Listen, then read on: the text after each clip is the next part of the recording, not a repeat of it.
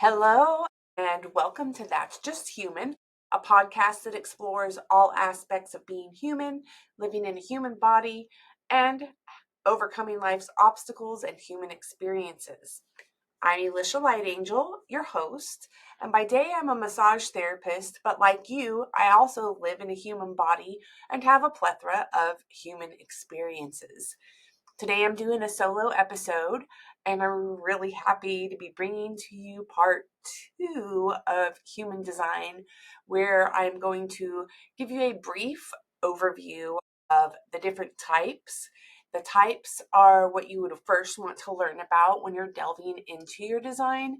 It's really the first thing that you want to look at, and if you know nothing else about your chart, this is the area where you would want to focus because it's teaches you kind of about the energy that you have as you go about the world.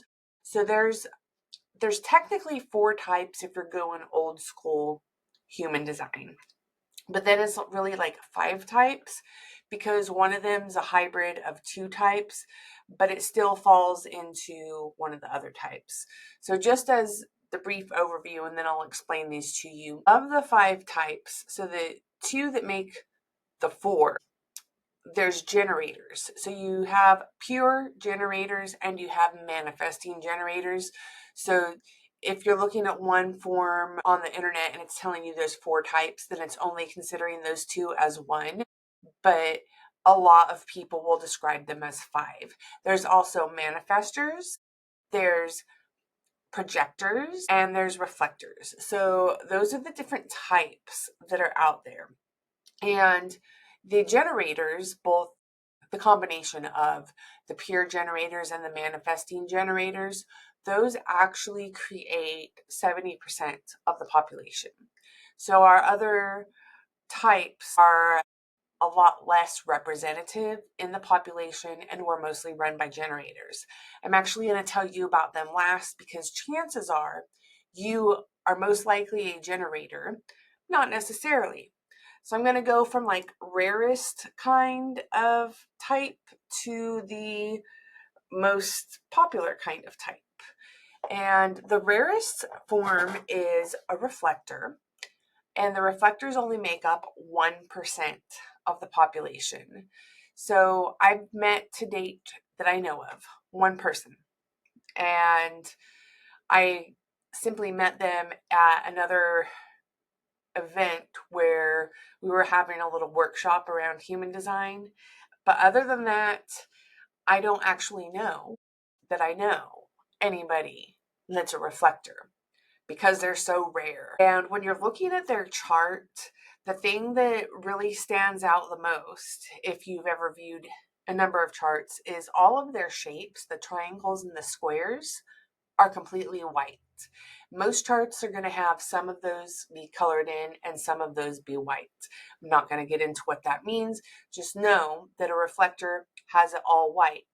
So, like a mirror reflects, a reflector reflects the environment that they are in. So, if they're in like a family household with people, or you're in a classroom, or you're in a work environment, it doesn't matter where it is. When there are other people present, the reflector is going to be the gauge of what's happening on a collective level in that particular area.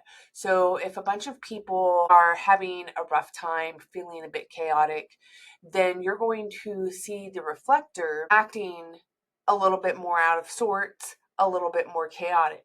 If everybody's feeling calm and peaceful, then you're going to notice that the reflector is also reflecting that calm and that peace. So there's a real indication of what's happening around them that this person is reflecting, or also known as amplifying the different energies that are around. So the same way that with this stereo system, you have amplifiers to amplify the sound, our centers that are completely white amplify the energy of those around us.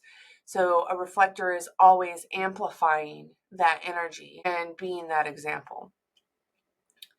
So it's, in my opinion, probably pretty difficult to be a reflector really getting in tune with yourself is going to take some work. And when it comes to important decisions like taking the next job, making a move, entering into a partnership, things that are really important, not a decision like you're at a buffet table and you need to know if you should eat this or that, things that will highly impact your life. If you're a reflector, you have to wait for 28 days before you make a solid decision. And I can't imagine going to an interview with a potential boss and saying, I'm sorry, I can't give you a response for another 28 days, even though I am really interested right now. And having people understand that in our really fast paced society. But it works out better for the person if they do that. And the one person that I met had the example that when she came across her information and started to put it into play, she recognized every time she would date a new person and try and figure out if they might be a good match or not, that usually somewhere around day 27, after they've had that first date or talking to each other, starting to get to know each other, there would always be something that would happen, or that's when the red flags would really be raised, and then it wouldn't make it past that 28-day marker. So there's something in that 28 days, which is a lunar cycle of the moon, that really allows a reflector to get internal and to get to know themselves.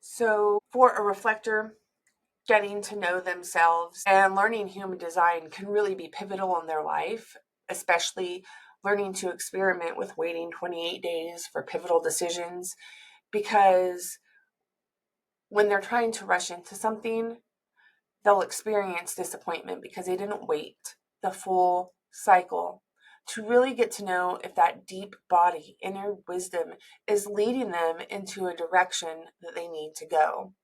So if you happen to be a reflector and you're feeling disappointed by decisions and things happening in your life, then your strategy is to begin to step back, to keep and stay in that pause in deep inner reflection, and to wait the 28 days before creating that decision so that you can avoid surprises and you can avoid disappointment and you can really make decisions that are truly fully in alignment for you.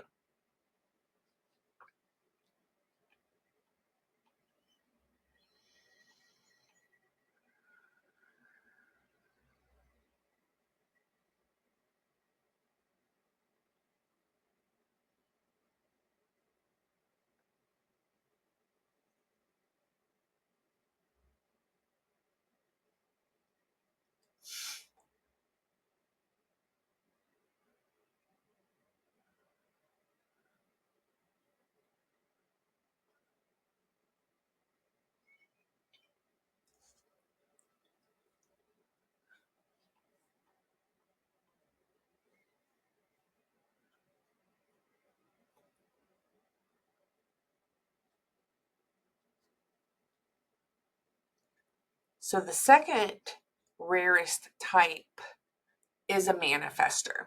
And manifestors make up approximately 9% of the population. This one I can speak to the most about because I've dived in the most, because it happens to be my type. I'm not going to give you all the rundown of everything that I've learned, just a general synopsis. So, a manifestor's energy is considered to be repelling. And when you're a manifestor and you first hear that, it is so off-putting to have somebody telling you that your aura repels everybody around you. But in my experience, I found it to be repelling or magnetizing depending on the state in which you are in, how you're carrying yourself, and what it is you're trying to do. So when somebody that's a manifestor is in their true authentic self, I mean, just really acting from a place that they feel in tune with themselves, doing what they want to do without any cares of the world and not focused on whether people are going to like them or accept them. This is when the manifestor becomes like an attractive magnet. That's when they're like the mysterious person that other people want to get to know or to be around. When a manifestor is trying to look for other people's approval or to fit in with a group that they're not fitting in with, this is when they're a little bit more of that repelling aura. But the repelling can also be when a manifestor wants to get something done. The best example that I have for this is creating the superpower of moving through a crowd. So as a manifestor, I have this magic ability. I want to get from point A to point B, but there's about 100 people in my way. And I just start kind of making a beeline through the crowd, and I'm diving through people. And as I'm moving, it's like my energy is pushing other people out of the way. It's happened to me so many times. And people just move out of my way. So it's almost like I can make a straight line to, say, the bathroom or wherever it is that I'm trying to move through a crowd. And it feels almost effortless. So in this way, a repelling aura can act like a superpower, but it can feel really crappy when you're feeling as though you're repelling people that you just want to be a part of the group or doing whatever it is that they're doing. So to combat this, a manifestor's job here is to inform. So our energy is always affecting other people wherever we go. And because it's can possibly be off-putting for others and they don't know why, then we have to be extra conscious of our actions or what we're doing and how it can affect the people around us. So it doesn't mean you have to inform everybody of everything, of every tiny little thing that you're doing, but it does mean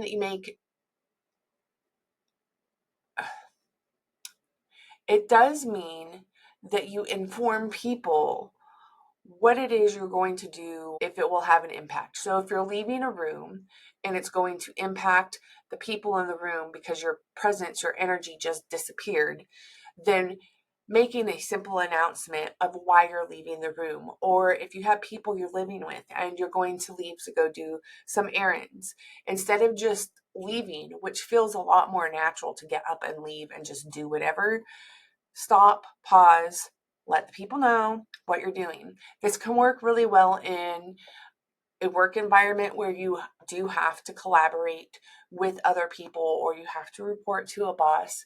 So making people aware of what you're doing in a job environment and step by step will make them feel that they're included and will be less intimidating. So something about that repelling aura has an intimidation factor on other people, whether you're trying to or not. I know I have received in my own life that I'm intimidating and I haven't done a thing. Like I can just be standing somewhere and then I'm told that I'm intimidating. So it's very off-putting for manifestors to be told this. And usually inside we're just being nice and kind, and whatever other people are perceiving is inaccurate.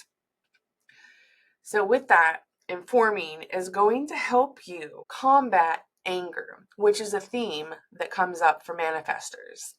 So it's getting angry whenever we are in a process of doing something and somebody puts a stop to it. That could be a creative process, a process of being in motion of doing something. Anything that we are putting forth, especially if it's coming out of a creative urge, can really evoke an immediate sense of anger. But for a manifestor, the way you want to feel is at peace. So, learning how to navigate your life situations, informing people so they feel more at peace, helps you to also feel at peace. When you are experiencing peace, you know that you are in alignment with your type, where you're supposed to be, what you're supposed to be doing. If you are feeling angry, it is an indication to do a little bit of inner work and try and find the alignment that leads you to peace. You're out of alignment. You're not doing what you should be doing. Maybe you're going against the grains in life and it's not working out for you anymore. So sometimes this is an alert that we need to change something or to make a different move. So that's manifestors in a nutshell. The third rarest type is projectors. And projectors are known to have like this penetrative aura. When they meet people, it's almost like they have the ability to just see through them, see through the bullshit, see through the masks, and really just evaluate a person on a deeper level than they may really want to be seen or evaluated.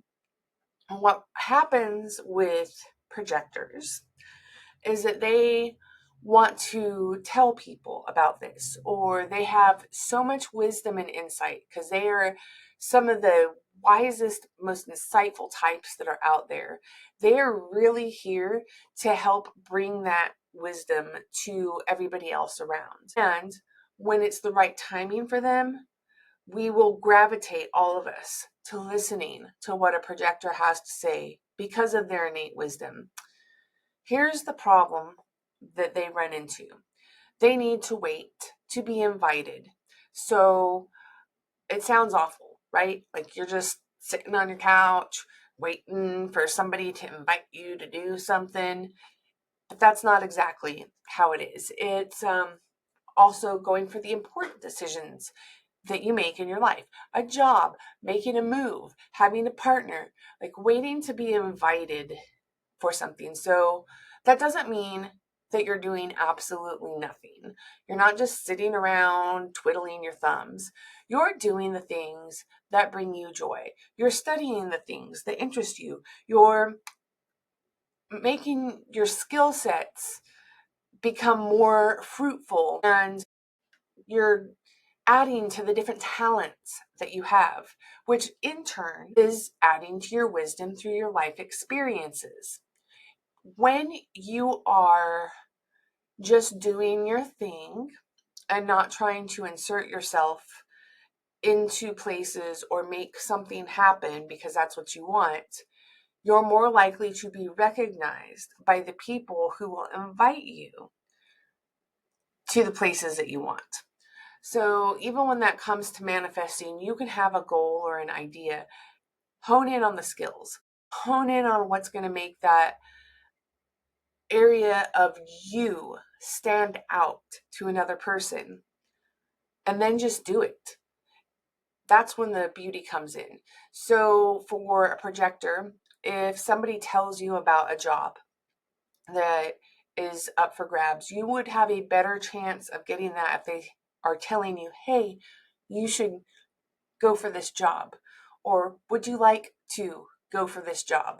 Another example, let's say you're at a party and you need a ride home. It seems counterintuitive that you wouldn't go and ask like every person you know for a ride home, but you make it be known that you're without a ride and then let somebody give you the invitation to give you the ride home, because you're more likely to receive the no when you're asking for it, but you'll get the yes when somebody's asking you for that, if that makes sense. And it sucks. It really, really, really sucks. And I know this because I have a lot of projector friends and they tell me it's one of the most irritating parts. So the two themes emotionally that a projector is going to come up with is going to be success and bitterness. So a lot of times as a projector, you'll go around the world feeling bitter that you didn't get to go to this or go to that, or you weren't included in this thing, or you wanted to have this outcome and this happened. So a lot of bitterness. But the feeling that you're aiming to have instead of bitterness is success, just like this feeling of success. And I'm sure that can vary from person to person because we all define success a little bit differently. But there's a deep sense of feeling of success that a projector has when they are in alignment, when they have been invited and they are sharing their wisdom and their talents with the world on this absolutely beautiful level. So that's what the projectors need to do, is to wait for the invitation on important stuff, even if it's really hard. So if you're coming against the wall for something, stand back and wait and see if that maybe helps better. I guess it hones in your patience a little bit. So yeah, now let's get to the fourth, which is split into two to make five. So we have the pure generators and we have the manifesting generators. And of the 70% of the population that generators create, it's about a 50-50. So 35% are pure generators, 35% are manifesting generators. So I'm going to go over pure generators first. And as a generator, they are all encompassing aura. So whenever a generator is entering a room, they're just like taking everybody in, like, oh yeah, you're cool, like your energy, you can take this all in. Generators have a access to a consistent energy. They are the ones who have built the world that we know in. They're the ones who are designed to get up every day and do a grind and wear themselves out and then get up and do it again. All of the other types that I just gave you before do not have access to this continual energy, so they have a lot more rest that they need in their lives, and the generators need a little bit less rest. So that for those of us non-energy types, when you're by a generator, it is quite nice because you're like, I feel like I can get so much done, when you might be physically crashing at home because you don't have as much energy when you're by yourself. So the generators really are a driving force of this planet, and pure generators are here to respond to life. It's really juicy, even if it doesn't sound like it. But everything is literally a response. So something comes into your awareness and you have an option to go with that or to not go with that. Like every moment of your life is giving you something to respond to. So unlike trying to just go out and do it, Nike's phrase, just do it, is not applicable, even though it's very ingrained with what our society tells you to do. And instead, it's okay, respond to this, respond to this. So that even means if you're wanting to manifest something, you can have it in your brain, but you have to wait for something to come across your path to respond to in order to be a go and put that chain of events into action. Because if you're just trying to make it happen and there's nothing to respond to, then you're going to fall flat on your face. Just hands down, that's what happens. So with generators, they can often get frustrated in life and you just want to feel satisfied. So whenever you are feeling satisfied, know that is when you are currently in alignment with yourself and what is supposed to be happening in your life. When you're experiencing times of frustration, that's when you're pushing against your own self and need to step back and evaluate. So with generators, all generators is pure and manifesting, because you have the sacral energy and you have access to it at all times. Think of it like a generator. So if you've ever heard a generator out camping or anything, it has a constant noises making your internal hum. This is your intuition, your internal hum, that gut instinct, because it literally is that gut instinct. It makes a sound, and the sound is uh-huh, uh-uh, uh-huh, uh-uh. Basically your yes or no, but through a sound.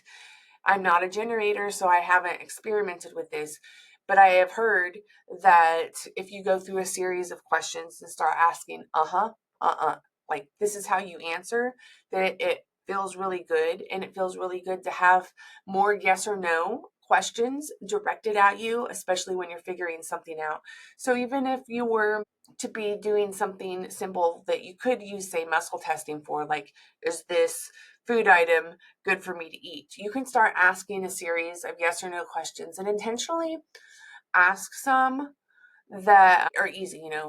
Your name is such and such. You're this old. You like grapes. Are grapes good for you? So you ask a series of questions. Then you get to, is this piece of chocolate I'm holding in my hand good for me? And you can get an or And I've even heard some people get surprise responses because you start just moving and getting an intuitive answer, and your body knows. Our bodies have so much intelligence, wisdom, and generators have the ability to just innately tap into that intelligent wisdom in the gut. All other types do it differently. While everybody that is a generator does have the gut response, some people have a different authority, meaning a different intuition that they have to listen to that overrides that. And that would be if they're an emotional authority, which I'm not getting into today.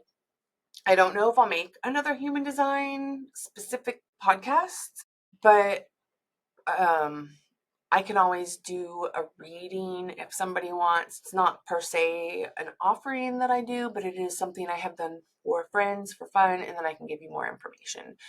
Like I said, there's way too much to take in at one time.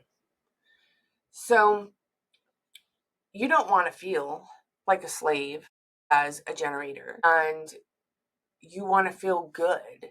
You want to feel like what you're doing is bringing you that deep, deep satisfaction. So learning how to respond and always going back to learning how to respond to what is coming across your path is going to be your strategy for making your important and really any decisions in your life, because your body knows. So the difference between a pure generator and a manifesting generator is, congratulations, manifesting generator, you get to have two themes. So the way that the generators can feel frustrated if things aren't going right, but they feel nice and satisfied when it is, and the way that manifestors can feel angry when things aren't going right and feel peaceful, you get both. So you're going to feel angry or frustrated, and what you're aiming for is for peace and for satisfaction. So a manifesting generator is a generator who has the ability to manifest. And the difference that really comes into play between a manifestor and a manifesting generator is that the manifestors are here to initiate. They get things started. They're immediately on it. So while a manifesting generator can also initiate, they need to respond and initiate. So it's almost like this two-step process, but it is easier for them to make an initiation, especially in a response to something in their environment. But even if they thought about something, they have an easier time putting that into action, basically. The other thing about manifesting generators is they do everything really fast. And they're kind of the design of what a human can be and can do. The one problem with them being so fast is that they often make a lot of mistakes because they're just really fast and not taking the time to check for mistakes, to check and make sure they did everything right. They're just output, because there's so much energy moving through manifesting generators. I love Manny Gens. I have several friends that are manifesting generators, and they're always very charming. Like, these are the people that you really want to cozy up to and go party with and have a good time. So this is my general synopsis of the 5 different types. And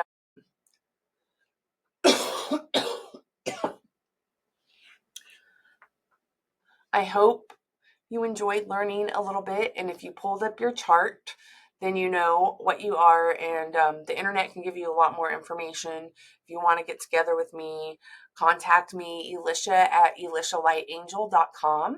You can send me an email and we can chit chat back and forth, and I can tell you some more about you. It usually takes me about an hour or so.